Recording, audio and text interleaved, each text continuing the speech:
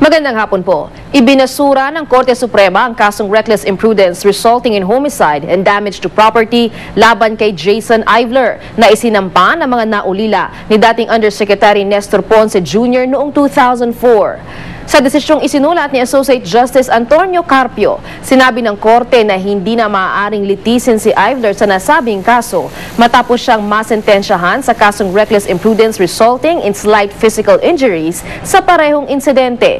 Ito'y dahil sa principle of double jeopardy o ang karapatan ng isang tao na huwag mahatulan ng 2 beses para sa parehong kaso.